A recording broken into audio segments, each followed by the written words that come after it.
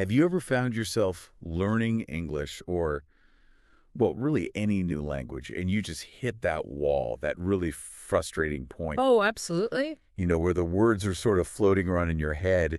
You understand, okay, but then when you try to speak, it's like your mouth just won't cooperate. Yeah, or you're stuck doing that constant translation thing. Exactly. Yeah. Translating every single thought from your native language. Yeah.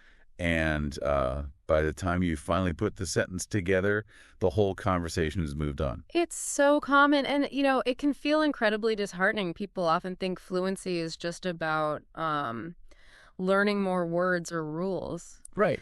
But it's actually a much deeper shift, isn't it? It's about training your whole communication system, your brain and your mouth working together in this new language. Totally.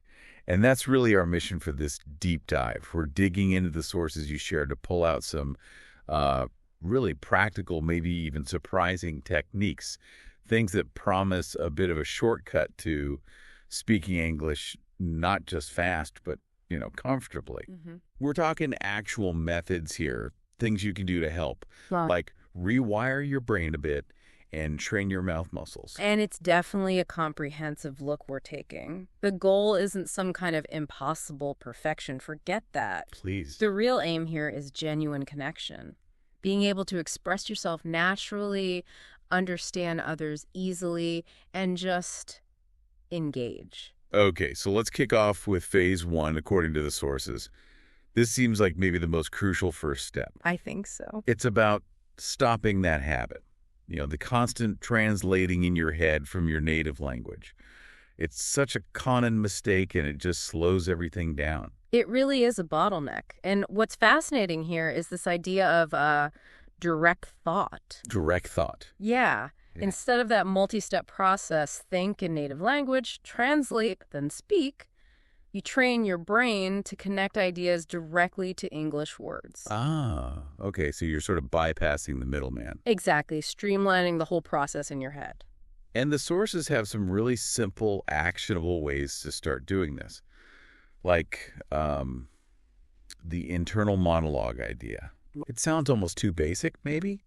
But it seems the power isn't just doing it consistently. Mm-hmm. So just start narrating your day in English, but inside your head. Mm-hmm. Brushing your teeth, you think, I am brushing my teeth. Simple things. Yeah. Walking outside, the sun is shining, or, oh, I see a blue car. Just making English the background noise in your brain. And it's not just like mindless repetition. It's actually building those new neural pathways. Right. The more you consciously do that internal talk, the more your brain just starts defaulting to English for those thoughts. Cuts down the translation need. Okay, and building on that, another neat trick from the sources is labeling. Ah, the sticky notes. Yes. It's so clever. Grab some small labels, write the English word table, mirror, door, notebook, and stick them on the actual things in your home. So every time you see the item, your brain just makes that direct English connection. Bang, table, mirror. It's like this constant low-level reinforcement happening all day. it's a great way to anchor vocabulary in a really practical, physical way. And related to that, the sources also really push daily journaling. In English, obviously. In English, yeah. Even if it's super simple, like what you did, what you ate, maybe what you're planning to do tomorrow. Just getting comfortable expressing basic everyday thoughts in English. Exactly. In a low-pressure way. Yeah. Just for you. So, if you put these small things together, the internal monologue, the labeling, the journaling, you start to see the bigger picture, right? The more you deliberately think in English, even about simple stuff, the faster and more natural your spoken English starts to become. It feels like you're really changing the brain's operating system. You are. You're priming it for direct communication. Reducing that mental friction that makes speaking feel so hard sometimes, it really does set the foundation. Okay, so that leads us to the next phase, which this one might surprise some people, especially if they're used to just hitting the grammar books hard. Once your brain is starting to think more in English, how do you soak up grammar and sentence structure naturally without just memorizing rules. And the sources point to something really effective here. Graded readers. Graded readers. Explain those a bit. Sure. They're basically books written specifically for language learners. They come in different levels: beginner, intermediate, advanced. Okay. And they use simpler language, common vocabulary, clear sentence structures. They're tailored to be understandable at each stage. So the big question then is, how can these simplified books be so powerful for learning something as complex as natural grammar? Well, the idea, according to the sources, is that they let your brain absorb grammar and sentence structure almost subconsciously, intuitively. So you're not actively thinking, okay, subject, verb, object. No, not at all. You just start to kind of feel how sentences work, how words fit together. It's more organic. And just doing, 10 or 15 minutes of reading a day? Yeah, even just that. It helps your brain pick up the rhythm of English, notice common patterns, and remember useful words without really trying. Effortless vocabulary building. Pretty much. There's this great analogy in the source material. Oh, yeah. It says, reading is like planting seeds in your brain. Later, when you speak, those seeds grow into real conversations. Oh, I like that. That really captures it. It's like you're building this internal library of correct English without the stress of deliberate study. Exactly. A resource your brain can just draw on when you need it. Okay, now let's pivot a bit. Yeah. Because we often focus so much on the mental side, right? Mm. The thinking, the vocab, the grammar. Mm-hmm. But the sources make this really crucial point.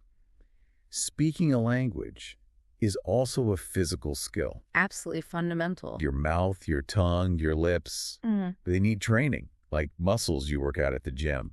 It's so true. And it's something people often miss. You can know the word perfectly in your head. You can write it down. But your mouth isn't used to making the sound. Precisely. Your mouth might just not be accustomed to forming those specific English sounds, especially if they don't exist in your native language.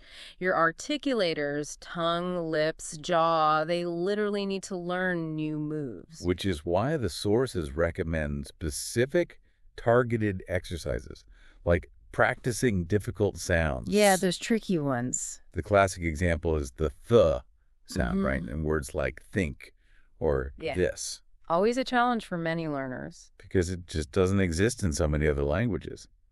So you have to consciously practice putting your tongue in the right place over and over until it feels natural. And for really training that dexterity, tongue twisters are surprisingly useful. Ah, the fun part.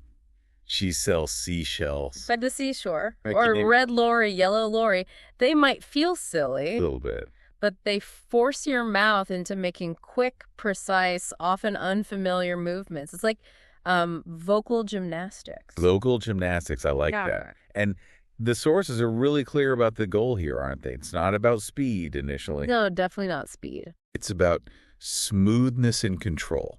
That's the key, getting the sounds right, clearly. Exactly. That clarity is what leads to being understood. Building that muscle memory so the sounds become automatic. Which then frees up your brain again. Right. Frees it up to think about what you want to say, not how your mouth is going to say it. Okay, this next technique really grabbed my attention. Especially if the goal is sounding more natural, more like a native speaker. It's called shadowing. Ah, yes, shadowing. Very powerful. And it's not just repeating, is it? It's more involved than that. Much more. The definition is basically you listen to a native speaker and you repeat what they say almost immediately, like right after them or even at the exact same time. Oh, at the same time. Yeah, or maybe just a split second behind. You're trying to become their shadow, copying everything, the rhythm, the speed, the intonation in real time. So you're not just repeating words, you're copying the whole music of the language. Exactly. The melody, the stress patterns, everything. Okay, so how do you actually do that, practically speaking? Well, the sources suggest using short audio or video clips, English videos, podcasts, maybe audiobook snippets. Okay.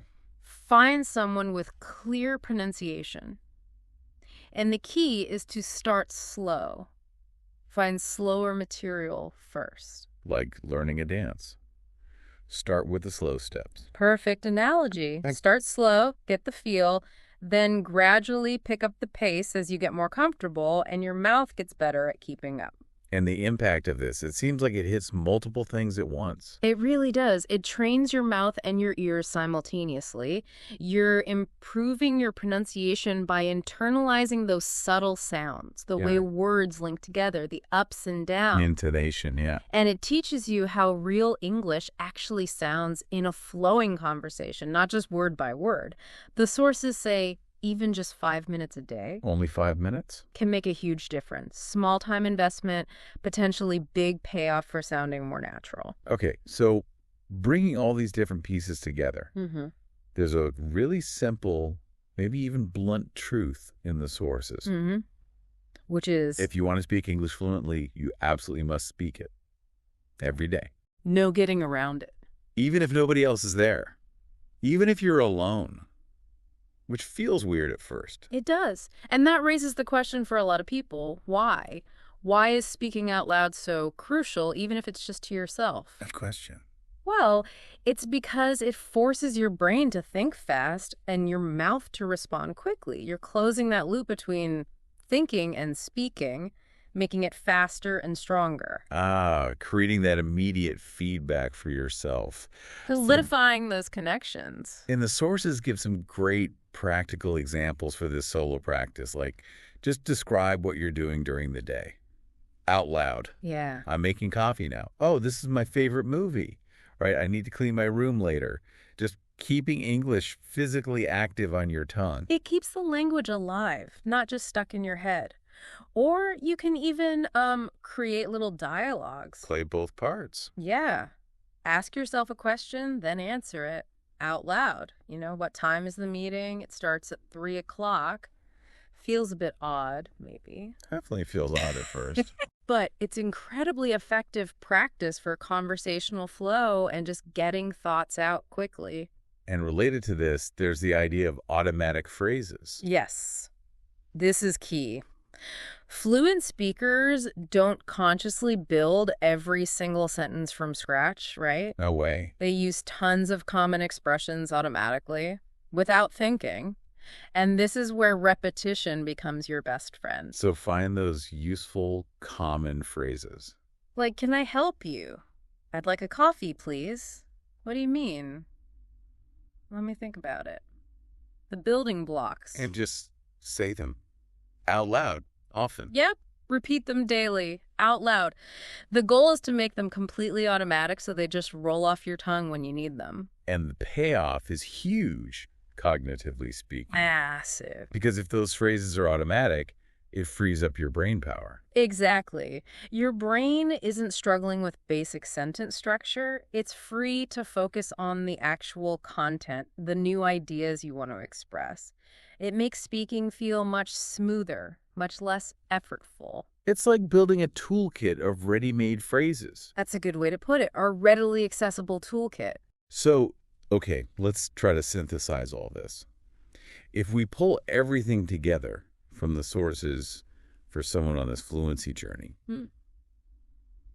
the main message seems to be about harmony, right? Harmony, yeah. True comfort in English comes when your brain is thinking directly in the language and your mouth can produce the sounds smoothly. Yeah. It's not about speed, necessarily. No, speed isn't the goal. It's about speaking comfortably. Right. Comfortably, clearly, confidently. And the ultimate goal really becomes about clarity and confidence, doesn't it?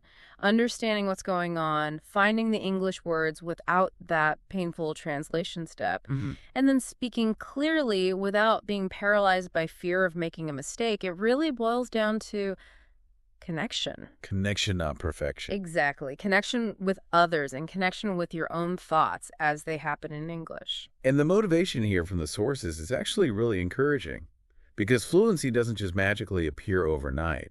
Definitely not. It's the result of doing these small things consistently. Daily actions. You don't need like 5 hours a day. Who has that?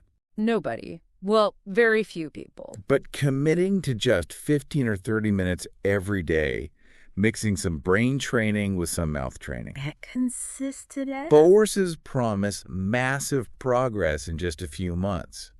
That feels achievable. That gives you real momentum. It does, and there's a critical mindset shift that the sources emphasize too. Which is? Speak even if you make mistakes. Don't let the fear stop you. Mistakes are actually proof that you're trying, that you're learning. That's so important to hear. Every word you say, even if it's not perfect, is a step forward. It's practice. It's an investment in getting better. Okay, so wrapping up our deep dive today, the core takeaway really feels undeniable. Getting comfortable with speaking English is, well, it's a whole system process. Holistic, yeah. It needs dedicated, consistent training for both your mind, getting it to think in English, and your mouth, getting it to make the sound smoothly. It's actually an exciting journey when you think about it that way. It really is. So, considering everything we've touched on, the brain training, the mouth exercises, the reading, the shadowing, speaking out loud, repetition, here's a final thought for you listening. Okay. What one small, specific action will you commit to taking today? Right now, or maybe tomorrow morning.